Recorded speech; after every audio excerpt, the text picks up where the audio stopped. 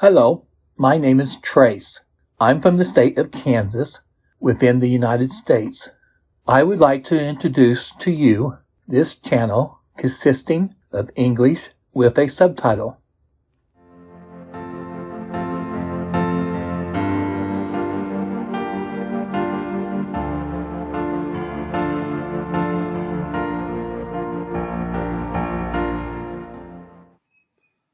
Farmer Boy by Laura Ingalls Wilder, 1867 to 1957. Winter evening. The air was still as ice and the twigs were snapping in the cold. The grey light came from the snow, but shadows were gathering in the woods.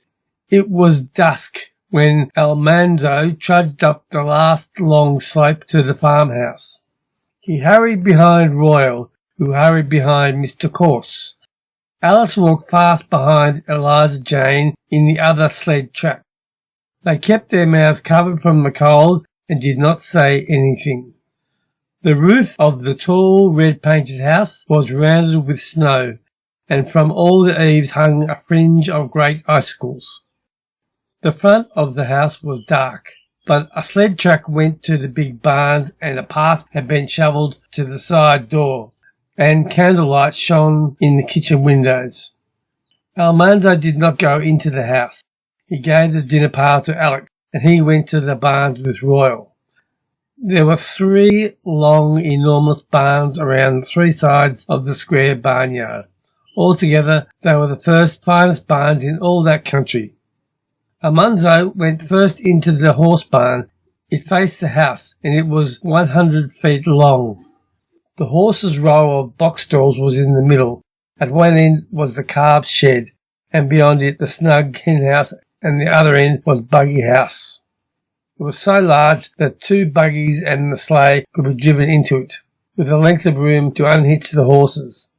The horses went from it into their stalls, without going out again into the cold. The big barn began at the west end of the horse barn and made the west side of the barnyard.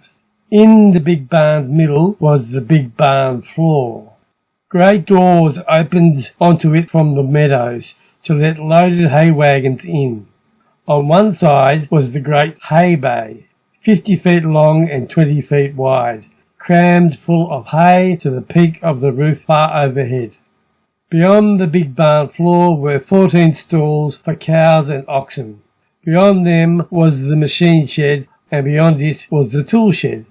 There you turned the corner into the south barn. In it was the feed room, then the hog pens, then the calf pens, then the south barn floor. That was the threshing floor. It was even larger than the big barn floor, and the fatting mill stood there. Beyond the south barn floor was a shed for the young cattle, and beyond it was the sheepfold. That was all of the south barn. A tight board fence 12 feet high stood along the east side of the barnyard. The 3 huge barns and the fence walled in the snug yard. Winds howled and the snow beat against them, but could not get in. No matter how stormy the winter, there was hardly ever more than 2 feet of snow in the sheltered barnyard. When Almanzo went into the great barns, he always went through the horse barn's little door. He loved horses. There they stood in their roomy box stalls, clean and sleek and gleaming brown, with long black manes and tails. The wise, sedate workhorses placidly munched hay. The 3-year-olds put their noses together across the bars. They seemed to whisper together. The old horses turned their heads and looked like grandmothers at the young ones. But the colts ran about excited on their gangling legs and stared and wondered. They all knew Almanzo. Their ears pricked up and their eyes shone softly when they saw him.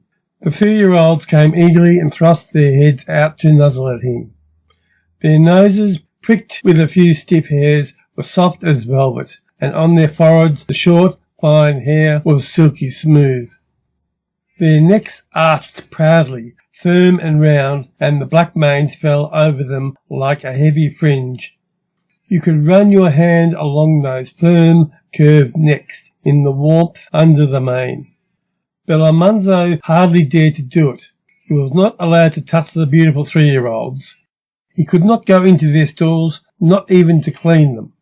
He was only 8 years old, and father would not let him handle the young horses or the colts.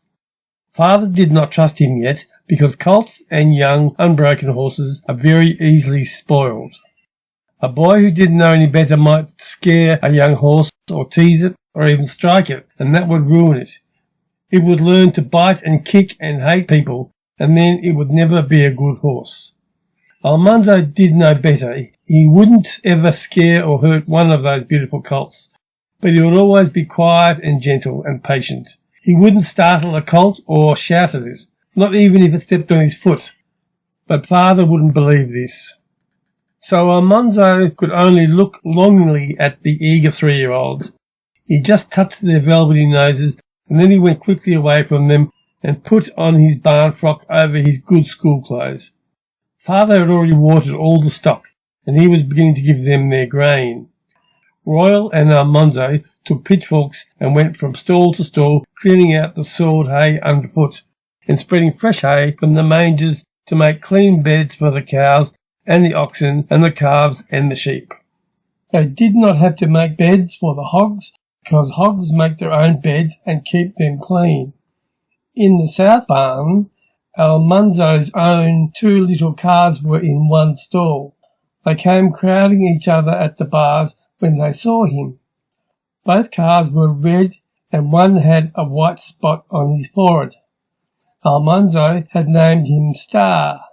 The other was a bright red all over, and Almanzo called him Bright.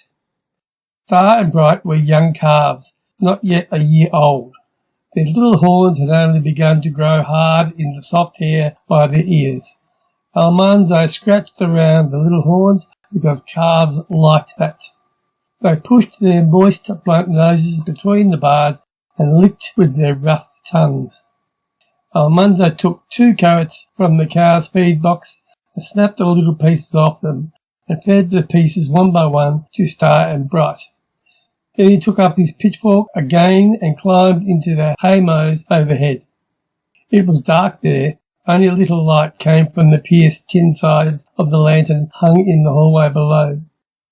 Royal and Almanzo were not allowed to take a lantern into the haymows for fear of fire, but in a moment they could see in the dusk. They worked fast, pitching hay into the mangers below. Almanzo could hear the crunching of all the animals eating. The haymows were warm with the warmth of the stock below, and the hay smelled dusty sweet. There was a smell, too, of the horses and cows, and a woolly smell of sheep, and before the boys finished filling the mangers, there was a good smell of warm milk foaming into father's milk pail.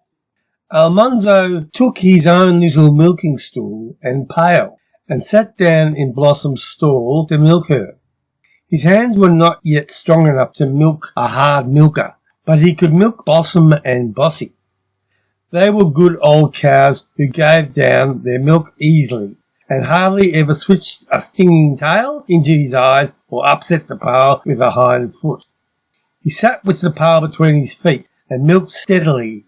Left, right, swish, swish, the streams of milk slanted into the pail, while the cows licked up their grain and crunched their carrots. The barn cats curved their bodies against the corners of the stall, loudly purring. They were sleek and fat from eating mice. Every barn cat had large ears and a long tail, sure signs of a good mouser. Day and night they patrolled the barns, keeping mice and rats from the feed bins, and at milking time they lapped up pans of warm milk.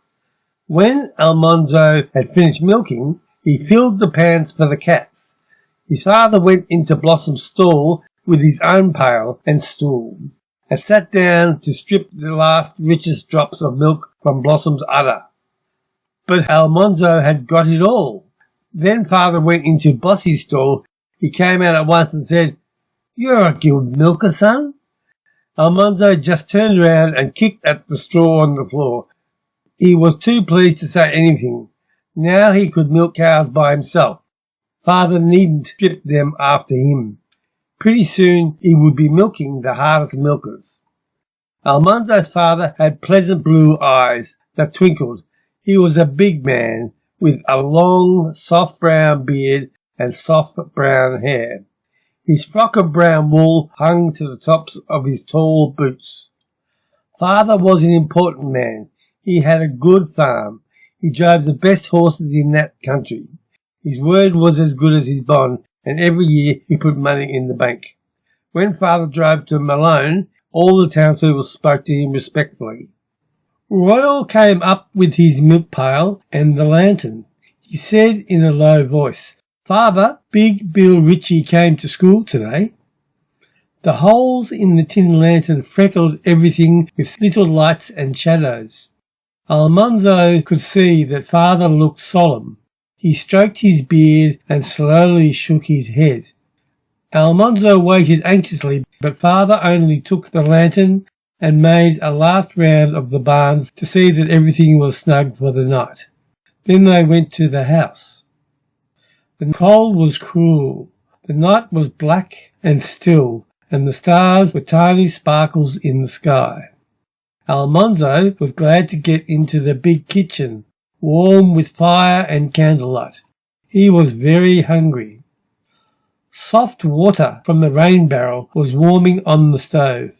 First Father, then Royal, then Almanzo took his turn at the wash basin on the bench by the door. Almanzo wiped on the linen roller towel, then standing before the little mirror on the wall, he parted his wet hair and combed it smoothly down. The kitchen was full of hoop skirts, balancing and swirling.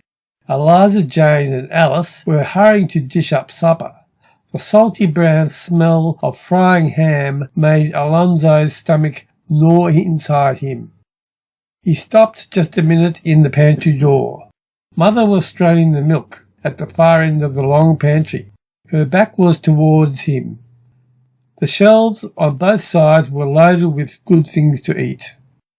Big yellow cheeses were stacked there, and large brown cakes of maple sugar, and there were crusty loaves of fresh baked bread, and 4 large cakes, and 1 whole shelf full of pies. One of the pies was cut, and a little piece of crust was temptingly broken off. It would never be missed. Almanzo hadn't even moved yet, but Eliza Jane cried out, "Almanzo, you stop that! Mother!" Mother didn't turn round. She said, "Leave that be, Almanzo. You'll spoil your dinner." That was so senseless that it made Almanzo mad. One little bite couldn't spoil a supper. He was starving, and they wouldn't let him eat anything until he had put it on the table. There wasn't any sense in it, but of course he could not say this to Mother. He had to obey her without a word. He stuck out his tongue at Eliza Jane. She couldn't do anything. Her hands were full. Then he went quickly into the dining room. The lamplight was dazzling by the square heating stove set into the wall. Father was talking politics to Mr. Corse. Father's face was towards the supper table, and Almanzo dared not touch anything on it. There were slabs of tempting cheese. There was a plate of quivering head cheese. There were glass dishes of jams and jellies and preserves, and a tall pitcher of milk, and a steaming pan of baked beans with a crisp bit of fat pork in the crumbling brown crust. Almanzo looked at them all, and something twisted in his middle. He swallowed and went slowly away. The dining room was pretty. There were green stripes and rows of tiny red flowers on the chocolate brown wallpaper, and Mother had woven the rag carpet to match. She had dyed the rags green and chocolate brown and woven them in stripes, with a tiny stripe of red and white rags twisted together in between. The tall corner cupboards were full of fascinating things, seashells and petrified wood and curious rocks and books, and over the centre table hung an air castle. Alice made it of clean yellow wheat straws, set together airily, with bits of bright-coloured cloth at the corners. It swayed and quivered in the slightest breath of air, and the lamplight ran gleaming along the golden straws.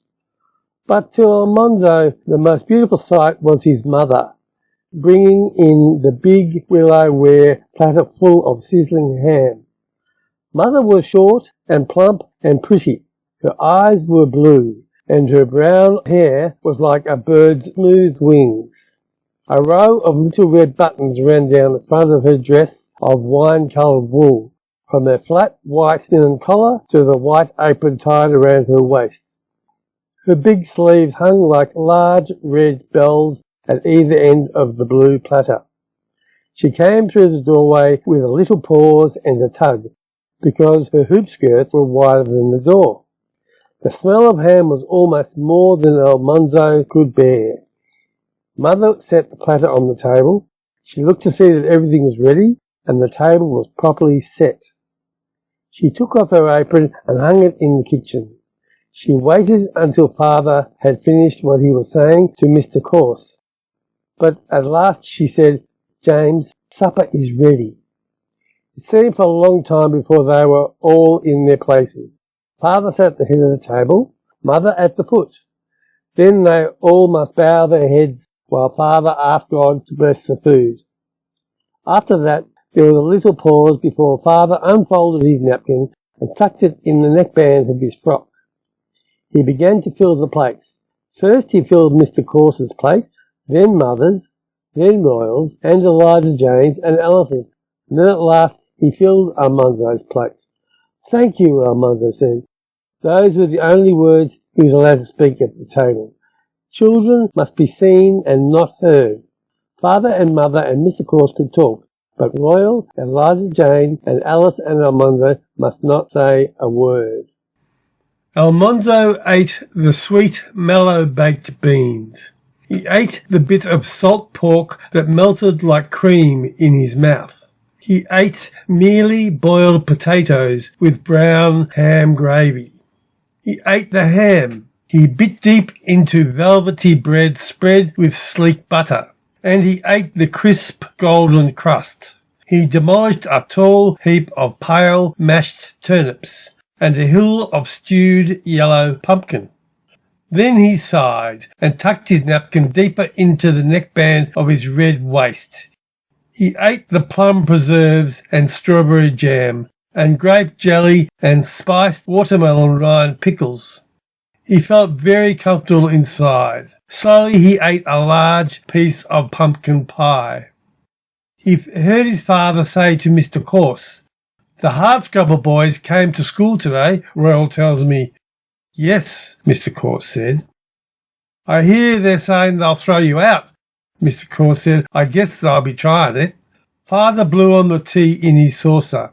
He tasted it, then drained the saucer and poured a little more tea into it. "They have driven out 2 teachers," he said. "Last year they hurt Jonas Lane so bad he died of it later." "I know," Mr. Corse said. "Jonas Lane and I went to school together. He was my friend." Father did not say any more.